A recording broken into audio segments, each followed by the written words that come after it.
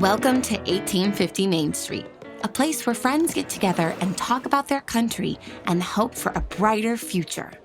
Your hosts have built this spot over the past 40 years, meeting every day with people who are in the headlines and behind the real stories. Today, Rob Walgate and Allan C Duncan from the Public Square are joined by David Zanotti, the CEO of the American Policy Roundtable. Is Robert F. Kennedy Jr. really going to be on the ballot in all 50 states? Are the Democrats going to let that happen? He's going to be on the ballot in all 50 states. That's the way it looks. We're talking about Robert Kennedy Jr. RFK Jr. He said he would be, too. He called it. When he said it, I was hopeful for him, but I doubted a little bit. I'll be honest. I'd be like, I don't know. You know, what was interesting is I heard him in an interview weeks or months ago talking about how he wasn't getting Secret Service protection and how much money he had to spend on private security to do all that. And his argument is the Biden administration was doing that because they didn't want him on the ballot in every state. And they knew the more money he had to spend on Secret Service protection, the less money and resources could be diverted and used to have ballot access. That's a charge that he's making. We don't have any way of validating it, but it is wild that he didn't have Secret Service. All of a sudden, crazy. All of a sudden he can have it. I mean, this is someone whose dad and uncle were famously assassinated, and he's now running and he can't get Secret Service. That's crazy. Merely a technicality, right? Yeah, all the paperwork got lost. Well, it's funny, crazy. though, how the bureaucratic state, the administrative state, can go wild, crazy for democracy. But then, I know where I'm going on this, and I'm stopping myself because every time I hear some new voice on YouTube running down the lists of hypocrisies between the left and the right, the progressives, conservatives, the Constitution, and the practice of the administrative state, I get to the same point of saying, and the answer is, so what? Because hypocrisy doesn't matter to people who don't recognize there's such a thing as truth.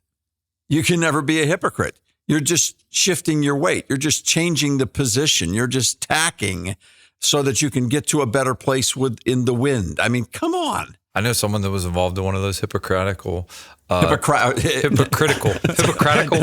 making up new words here on 1850. No pun intended. Yes. Okay, pun fully intended. Making up new words. No, in that realm of there was a group text. Not everyone agreed on everything, and someone had sent a text about the distractions of the election, and they're like, we need to keep this about the issues, like keeping the government out of the doctor's office of a woman. That's what someone put in the group text. Mm-hmm. And someone put, you want the government out of the doctor's office then, but how about when you tell my child what vaccines they have to have, when you tell me what doctor I have to go to? They want the government involved and that kind of ended. Okay, now, as far as keeping the government out of the doctor's office, let's go back to Obamacare. The very first provisions of Obamacare that were passed were the paperwork provisions. That's why today when you go to see the doctor, he has someone walking in with him with the computer, and he's got a computer and that person's got a computer, and all they're doing is registering data for federal forms that have to be filled out. So I go from one doctor to a next. It's an unusual occasion for me. I'm not a big doctor person, but I ended up going from a general practitioner to an eye surgeon. All right, so I was taking care of stuff, and I went to my eye doctor, and the normal question is, well, let's talk about what medications you're on, and for years I wasn't on any at all, and so I just was none, and no one ever questioned it. Well, now I've got a couple things I take now and then. So I had just been to the GP the day before, and he said, we ought to try this thing. In fact, we had a strategy. We said, we got to try this thing and see what happens with this and that and so on. So it was a simple little thing.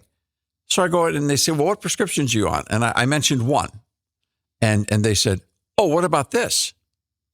I said, what? Well, yeah, your doctor prescribed it yesterday. Now, I'm 30 miles away from these two offices, right? It sounded like somebody picked up the phone and nobody over there knew, and this doc's office guy was going, I said, what is that? They said, well, don't you realize now everything you do medically is in this federal medical file, and it's shared by everyone It's in the medical cloud. world. It's in the cloud. Well, in a sense, that's good so that they don't prescribe you something that conflicts with the other medication. But it's also that Seinfeld episode on steroids where Elaine's trying to get her file back and she can't. What's going in the file? Oh my gosh! Just jot it down. So this is the digital version of that. Here we go again with Seinfeld. That's a great episode. She's the bad patient, Yes. and they all know. And they all know. You know, sometimes I look at how she's in real life actually involved politically, and I think to myself, some of the misery that she may have suffered as that other character might have been well-deserved, just premature. Okay. But we'll leave that for another conversation. RFK, he's going to be on all 50 states, I most likely. think he is. Most likely, he's going to be there. Now, Pennsylvania's fighting him, and the story that's come out now through Pennsylvania news sources in the media, it's not. I don't believe it's being picked up nationally yet. He's got 23,000. That campaign's got 23,000 signatures filed for. You only need 5,000 in Pennsylvania. But the story that's not being reported is that the organization that is trying to drive him off the ballot in Pennsylvania is connected to the Biden campaign. That's according to Pennsylvania media reports that in essence, there's been money raised and spent. And in Pennsylvania, there's a group backed by the Biden campaign at one level or another, or campaign supporters trying to drive Kennedy off the ballot in Pennsylvania. You don't see Trump trying to do that in Pennsylvania. So as far as the concern of where are the votes going to be drawn from, it looks to me like the Biden people see RFK Jr. as a very big threat. Well, and I think you should be suspicious of any organization that wants to limit the choices of the American people. Wouldn't you? Don't you want Americans to be able to choose from people? Yes. We've talked about the two-party systems killing us. Well, here's another option. I know this would never happen, but I was thinking, we had Joe Biden, the leading candidate from the Democrat Party, step down. If Donald Trump was to step down, I'm not insinuating he's going to, I'm not saying he's going to, but if he would step down at this point in the race, would the Republicans be better off just saying, hey, vote for RFK? Everyone go vote for RFK. Unite behind him. That would be an interesting dynamic to me, to see if they would be willing to say, for the betterment of the country, we'd be better off having him than having anyone else. Well, I know you'd make Joe Rogan very happy with that premise. Yeah, Joe. Joe Rogan's had some unique political endorsements through his career. And I think it's very difficult to determine, at least the number of people that I hear who listen to or watch Rogan surprises me. It's quite an eclectic group of people. I don't really have time to get to that one. I just try to stay aware. We're so busy producing content that it's hard to actually spend a lot of time watching content. But I will say that I think it's a compelling contribution he's making, and he's clearly having an impact in the country. So this is this is not for one candidate or another, one podcast host or another. Alan's got me turned on to Rogan. Alan was first on Rogan. Alan was, and he told me some episodes to listen to. I think the Kevin James one, which we've mentioned before here, was a good one. I'm partway. I try and listen when I work out, and Jordan Peterson was recently on. Right. So I'm about 40 minutes into that. So there's some others that I've went back through. Oh, your guy was on there. I'm surprised he didn't. Sebastian. He had Sebastian. That was a good one. Yeah, that was a good one. All right, I got some. All right, watch out, YouTube. I'm coming for you now. Well, here's the way I use Rogan's podcast, because they are oftentimes 3 hours long, so I can't sit there and listen to all of them. But you need to write Joe Rogan a thank you note. Okay. Now finish your thought, and I'll get back to mine. You just look at the guests. If the guest or the topic is interesting, then I'll pop in. Just it's something to check. It's something to check every once in a while, because it's potentially one of, if not the most popular platform that's out there right now in terms of eyeballs on content or ears listening. Well, and the reason that Allan C Duncan, the executive producer of not just 1850 Main Street, but the Public Square, and which now has multiple products out there in the marketplace, needs to send a thank you note to Joe Rogan, is because I have been the person who has consistently said that I don't think long format podcasting information, whether it's audio or visual and audio at the same time, is going to be viewed. And he keeps reminding me that the most popular one that's out there is Rogan, and sometimes he does 3 hours. And sometimes he does 4. Just depends on the guest. That's wow. I mean, I'd love to have that much time on my hands, but I just think they sit and ramble. Oh, Tulsi Gabbard he had on. Okay, now listen to that one. That brings us to another situation, but that's got to be for another program. We've got to talk about Tulsi Gabbard because the news that's breaking on her is staggering. Yeah. All right. But before we do that, let's get back. Power of the government. Let's get back to RFK Jr.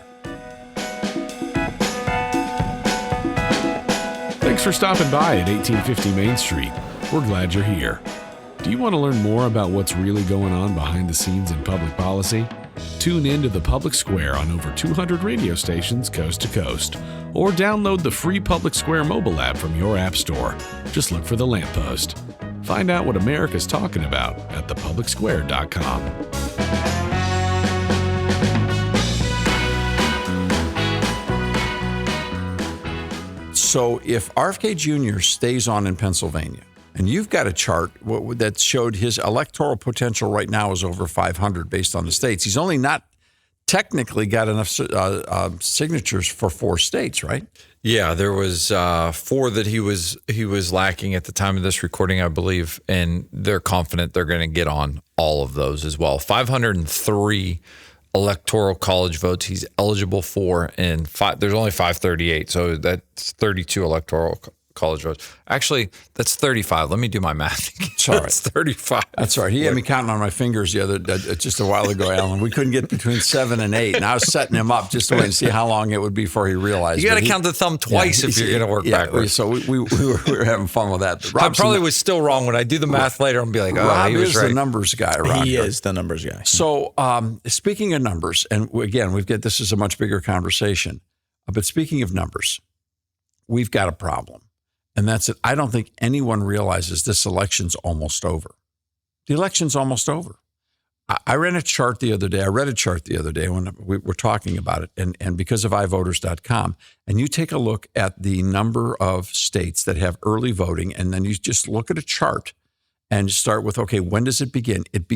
Early voting begins in September. And ballots haven't even been certified in many of those states yet. Aren't there going to be 3 potential debates in September? Isn't that what at least some of the candidates want? Early voting begins in September. There's the potential that there'll be 1 debate. There may not be any more after that. We don't know for sure.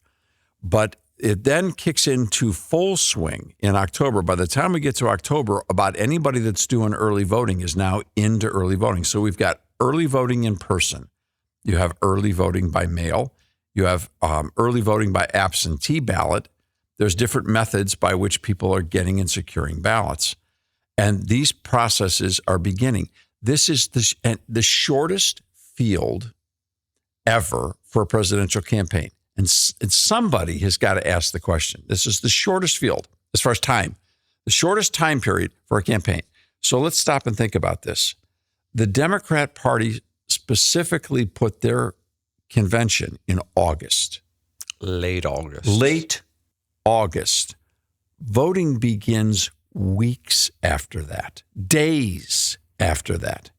They set their convention to give Joe Biden the shortest possible field for the reelect because they knew exactly what they were dealing with. This is the continual cover-up of what's going on in our country regarding Joe Biden's campaign, Joe Biden's presidency. Now, he's no longer a candidate. So we're not talking about somebody voting or not voting for Joe Biden. He's gone.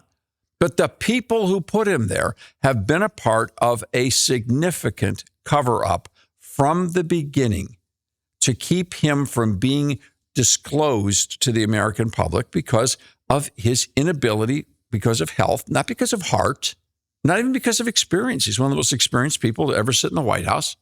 Not trying to be unfair. He just can't do the job. And they knew that in 2020. Why would you ever, with an incumbent president, want a short field? He's got the biggest plane on the continent. Take the runway as long as you can. Exactly. The guy with the biggest plane always wins, nearly always wins. Everything was in your... Why would you do that unless you knew you had a problem? So now, technically, until that convention is done and the vote's taken, they don't have an official nominee. They've got a telephone ballot that's gone in to give them, the sense of the faux vote, the sense of playing according to the rules. But the only rule they have to hang on to is the fact that they can do this in their convention because they canceled all the primary elections. They canceled retroactively. What is this? A do-over? Your vote didn't matter. What if? So let's just think in the Republican situation, all these voters had voted and decided they were going to vote for Donald Trump. Fine. And let's just say that the polling numbers were really bad. And they said, this guy might not win. So let's, at the convention, call for a suspension of the rules. We're going to renominate candidates. We're going to vote, and we're going to pick XYZ. They pick a completely different candidate. That would blow the Republican Party into smithereens, right? That would be, first, it'd be really fascinating. Yes. But it would also blow everything. This is what the Democrats have done, and the corporate media is falling all over themselves to support this and to endorse it and to propagate it out in public. And to act like it's normal. It's the new normal. Is what it is. Well, that's because they keep calling everyone else weird. Like, that's interesting. But my question is has anyone given, other than the tagline to save democracy and the betterment of the country, has anyone given the reason that Joe Biden is not running for re-election? Has anyone said the specific reason he's not running? He decided so. He said he wanted to pass the baton onto a younger generation. All we know is what he said. Essentially said that. Well, his letter said that, right? His address to the nation echoed the same sentiment. That campaign speech or borderline campaign speech where he got his toes as close to the line as you could get in the Oval Office that you're legally allowed, that one? Right, that one. Yeah, with taxpayer dollars in spite of the Hatch Act. Yeah. So the point of all of this being is if anyone is considering the fact that there's something dishonest, not transparent, you notice I'm not saying illegal, because if we've learned anything in the last few years, we've learned that the major political parties are brilliant at exploiting every nook and cranny of election law to get away with it, to do it and not get caught in time. And so this is what we're dealing with right now. So RFK is going to be probably on 50 ballots, and that's big news. And Joe Rogan says, go vote for him. How is that going to change this election?